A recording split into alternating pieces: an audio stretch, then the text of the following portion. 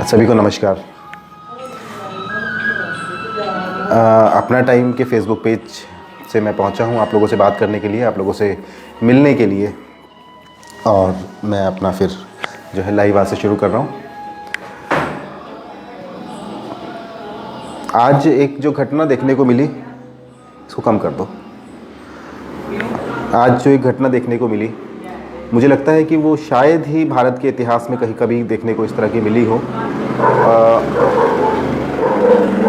छोटे मोटे नेता हों, पार्टी के अधिकारी हों, पदाधिकारी हों, या किसी राज्य के मुख्यमंत्री हों या मंत्री हों, या इस प्रकार की घटना अगर हो तो समझ में आता है कि उनके लिए कई बार होता है कि उस रूट को जो है बहुत ज़्यादा क्लियर ना किया गया हो या बहुत ज़्यादा तैयारी ना की गई हो। लेकिन देश के प्रधान के लिए अगर इस प्रकार की घटना सामने को आए तो मुझे लगता है कि किसी न किसी की जवाबदेही तो बनेगी। और अगर मैं आपके मन की बात कर रहा हूँ तो मुझे बताइएगा, अगर आज प्रधानमंत्री को कुछ हो जाता और पंजाब में अप्रिय घटना हो जाती या उसका प्रत्युत्तर लोगों को देखने को मिलता, आप समझते हैं कि नरेंद्र मोदी किसी एक पार्टी के प्रधानमंत्री नहीं हैं। वो मेरे भी प्रधानमंत्री हैं, वो राहुल गांधी के भी प्रधानमंत्री हैं, वो रणदीप सिंह सुरजेवाला के भी प्रधानमंत्री हैं, वो श्रीनिवासन बीवी के भी प्रधानमंत्री हैं। श्रीनिवासन बीवी जो कांग्रेस के नेता हैं, उन्होंने लिखा था हाउस द जोश। मुझे इस बात से इसलिए दुख हुआ, और मैं इसलिए उस पर बात कर रहा हूँ, मुझे इसलिए दुख ज़्यादा हुआ क्योंकि ये उस पार्टी के नेता लिख रहे हैं और उस पार्टी के कार्यकर्ता श्रीनिवासन बीवी को सपोर्ट कर रहे हैं। क्यों, मैं आपको बताता हूँ। क्योंकि नगर निगम चुनाव में उन्होंने ही टिकट बांटनी है, श्रीनिवासन बीवी ने टिकट बांटनी है, जो दिल्ली के इंचार्ज हैं और किसी बड़े पद पर हैं वो। तो आप समझ सकते हैं कि टिकट के लिए टिकट मिल जाए और जो टिकट बांटने वाले हैं उनकी गुड लिस्ट में आने के लिए आप किसी गलत बात का समर्थन कर रहे हैं। कांग्रेस के कार्यकर्ताओं से मैं बात अगर करूं, एक किसी गलत बात का समर्थन कर रहे हैं, और आप उस पार्टी के लोग, और जिन लोगों ने ट्वीट किया हाउस द जोश पूछा, वो उस पार्टी के नेता, उस पार्टी के कार्यकर्ता जिस पार्टी ने इस देश को 2 प्रधानमंत्री ऐसे दिए जिनकी मृत्यु ऐसे ही मौक़ों पर हुई।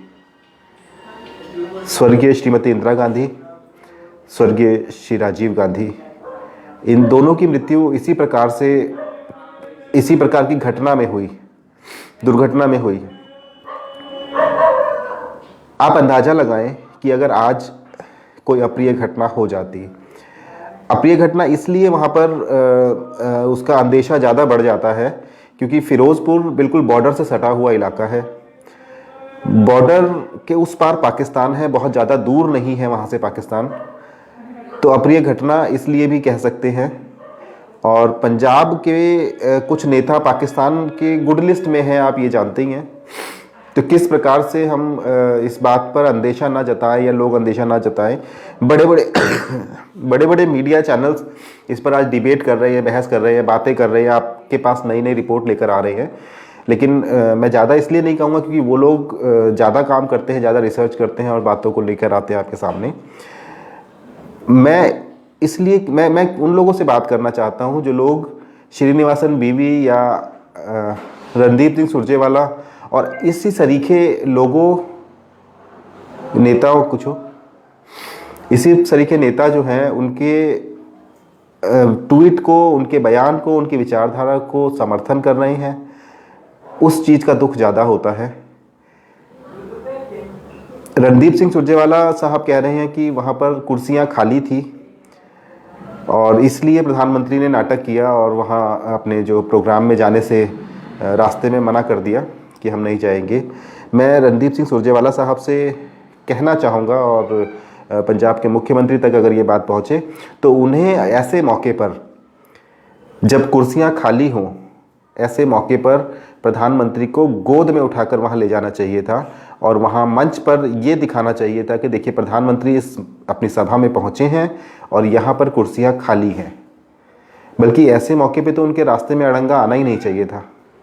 वो वहाँ पहुँचे, मंच पर पहुँचे और कुर्सियाँ खाली दिखे, ये देश का मीडिया बताता, ये दिखाता कि किस प्रकार से कुर्सियाँ खाली थी। हो सकता है आप जो बोल रहे हैं वो सच हो, लेकिन आपने जो किया, आपने उनको रास्ते में रोककर उन्हीं का काम आसान कर दिया। अगर कुर्सियाँ खाली भी थी तो अब आपको ये बताना पड़ रहा है कि कुर्सियाँ खाली थी।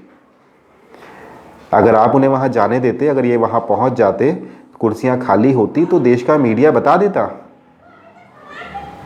लोग अपनी फ़ोन से फ़ोटो और वीडियो शेयर कर देते, कांग्रेस के लोग भी शेयर करते।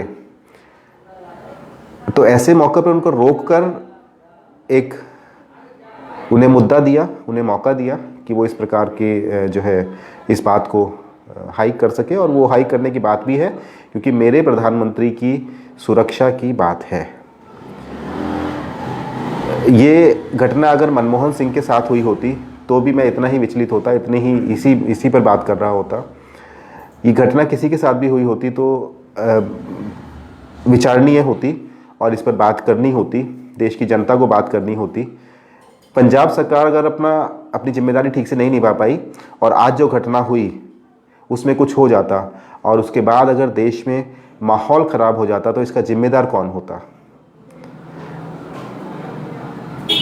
नरेंद्र मोदी को कुछ हो जाए तो आप समझ सकते हैं कि देश में क्या माहौल होगा। तो इसका जिम्मेदार कौन होता? 84 मैंने देखा है, मैं बहुत छोटा था, मैंने देखा है किस प्रकार से क्या हुआ था दिल्ली में। वो लोग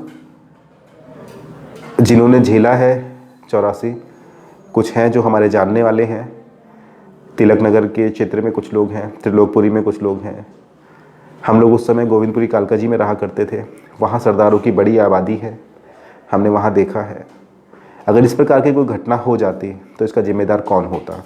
ये आपको विचार करना है, ये हमें विचार करना है। मैं ज़्यादा इस पर बात नहीं करूँगा।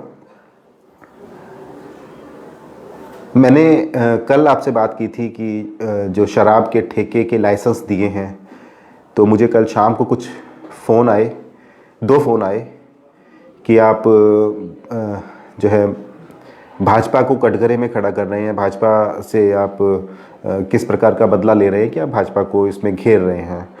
तो मैं उनको ये बताना चाहूँगा कि मेरा कोई किसी से बदला लेने का विचार नहीं है। मैं जो बात सच थी, मेरे क्षेत्र की बात थी, मेरे लोगों की बात थी, इस क्षेत्र की जनता की बात थी कि अगर उनके घर के बगल में ठेका होगा तो उनके घर का क्या माहौल होगा, बहन बेटियां किस प्रकार से घर आएंगी, किस प्रकार से बच्चे बाहर जाएंगे, पढ़ाई लिखाई कैसे होगी, माहौल किस प्रकार का होगा अगर मेरे घर के बगल में ठेका होगा। तो सिर्फ एक उसी का विरोध था। और अगर भाजपा इस पर काम कर सकती है तो बिल्कुल करे, पूरा समर्थन उनको हम लोगों का रहेगा। और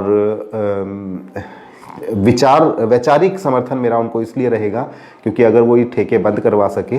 मैंने आज सुबह में रिकॉर्डेड वीडियो था, नेता प्रतिपक्ष विधुड़ी जी थे, मैं उनका भाषण सुन रहा था। उन्होंने एक प्रण लिया है संसद में मनीष सिसोदिया से बात करते हुए कि अगर ये सारे ठेके न बंद करवाए तो मैं राजनीति छोड़ दूंगा। मैं अभिनंदन करता हूं उनका कि उन्होंने इतना बड़ा प्रण लिया और उन्हें इस पर काम करना चाहिए। दिल्ली की जनता का समर्थन उन्हें रहेगा, लेकिन जिनको बोतल की ज़रूरत है शायद वो समर्थन ना कर पाएँ, पर उनके घर वाले, उनकी बेटियां, उनकी बहन, उनकी बीवियां, उनके घर की महिलाएं उनका समर्थन करेंगी। मेरे जैसे लोग समर्थन करेंगे जो चाहते हैं कि उनके क्षेत्र के माहौल ठीक रहे।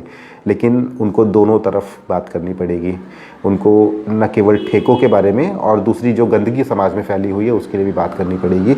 मैं इससे ज़्यादा आज आपका समय नहीं लूँगा। बहुत बहुत शुक्रिया आपका जुड़ने के लिए। कल फिर जुड़ूंगा मैं आपके साथ, कल किसी और मुद्दे पर फिर हम लोग बात करेंगे। मैंने आपसे कल भी अनुरोध किया था कि अगर आप चाहते हैं किसी मुद्दे पर बात करना तो मैं उसकी रिसर्च करके लेकर आऊँ, आप मुझे बताएं। मेरा व्हाट्सएप नंबर है 9873967766। आप इस पर मुझे व्हाट्सएप कर सकते हैं और मैं उस मुद्दे पर रिसर्च कर लेकर आता हूं और मैं आप लोगों के बीच में जानकारी लाने की कोशिश करता हूं। हालांकि गूगल किसी से दूर नहीं है, बिल्कुल उंगलियों पर गूगल है आजकल, लेकिन फिर भी अगर मैं कुछ कर पाऊं तो मुझे बिल्कुल इसके लिए खुशी होगी। आप बताइएगा अगर मैं कुछ कर पाऊँ इसके लिए तो। अपने टाइम यूट्यूब चैनल पर ये वीडियो पड़ेगा और अभी फेसबुक लाइव पर मैं हूँ और आप लोगों से कल फिर इसी समय मिलूँगा। तब तक के लिए आज्ञा दीजिए मुझे। नमस्कार।